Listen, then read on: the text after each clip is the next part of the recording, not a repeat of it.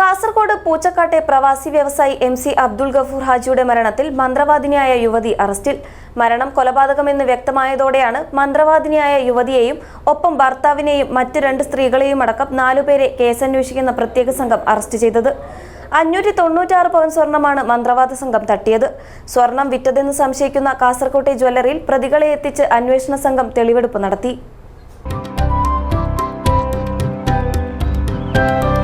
നന്മയുള്ള മനസ്സ് പോലെയാണ് പരിശുദ്ധിയുള്ള സ്വർണവും എന്നും നിങ്ങൾക്കൊപ്പം. Roshy jewellery, bank road, അൻകോട്ട് road, Kasaragod. Kasaragod പൂച്ചക്കാട്ടെ പ്രവാസി വ്യവസായി അബ്ദുൽ ഗഫൂറിന്റെ മരണം കൊലപാതകമാണെന്ന് തെളിഞ്ഞു. സംഭവത്തിൽ മന്ത്രവാദിനിയായ യുവതിയുൾപ്പെടെ 4 പേരെ പോലീസ് അറസ്റ്റ് ചെയ്തു.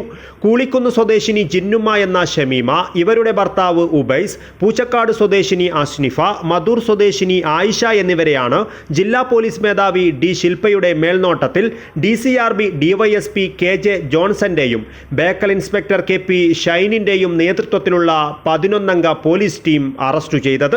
സ്വർണം കൈക്കലാക്കിയ ശേഷം പ്രവാസി വ്യവസായിയെ കൊലപ്പെടുത്തിയെന്നാണ് അന്വേഷണ സംഘം പറയുന്നത്.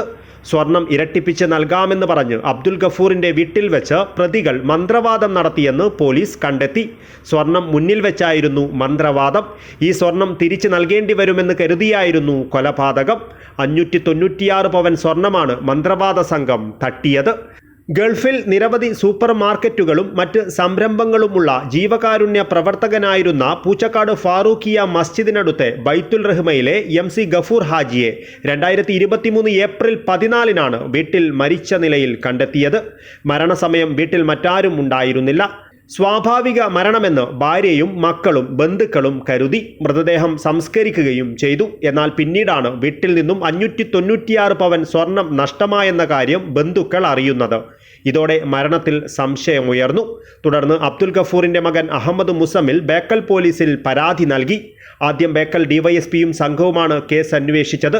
പുരോഗതിയുണ്ടാകാത്തതിനെ തുടർന്ന് അന്വേഷണം DCRBക്ക് വിട്ടു.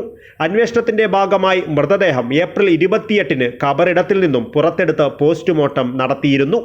സംഭവത്തിൽ സത്യാവസ്ഥ പുറത്തു കൊണ്ടുവരണമെന്നാവശ്യപ്പെട്ട് നാട്ടുകാരുടെ നേതൃത്വത്തിൽ രൂപീകരിച്ച കർമ്മസമിതി നടത്തിയ ഇടപെടലുകളിലൂടെയാണ് ഈ കേസ് തെളിയിക്കപ്പെട്ടത്.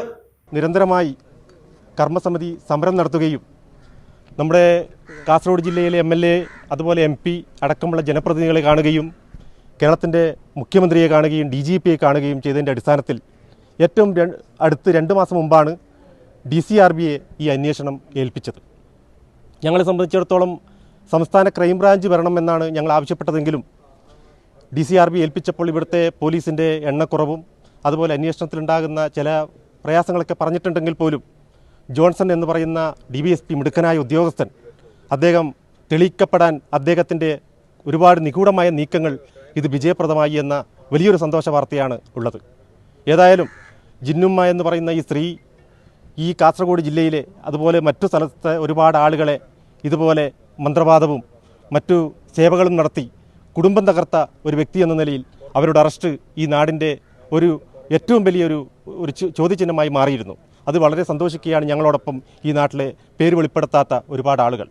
കുടുംബാംഗങ്ങളും കർമ്മസമിതിയും നാട്ടുകാരും ഉൾപ്പെടെ 40ഓളം പേരെ അന്വേഷണ സംഘം ചോദ്യം ചെയ്തിരുന്നു. മരിച്ചയാളും മന്ത്രവാദിനിയുമായ യുവതിയും തമ്മിൽ കൈമാറിയ വാട്സാപ്പ് സന്ദേശങ്ങളും പോലീസ് വീണ്ടെടുത്തു.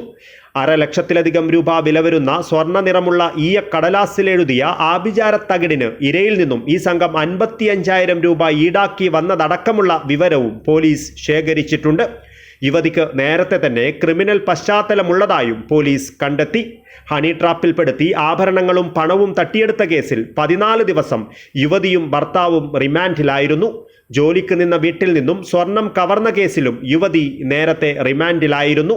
ഗഫൂർ ഹാജിയുടെ വീട്ടിൽ ആഭിചാരക്രിയ നടത്തിയാണ് യുവതിയും ഭർത്താവും ഇദ്ദേഹത്തിൻ്റെ വീടുമായി അടുത്തത്. തുടർന്നാണ് ഇത്തരത്തിൽ സ്വർണം തട്ടിയെടുത്തത്.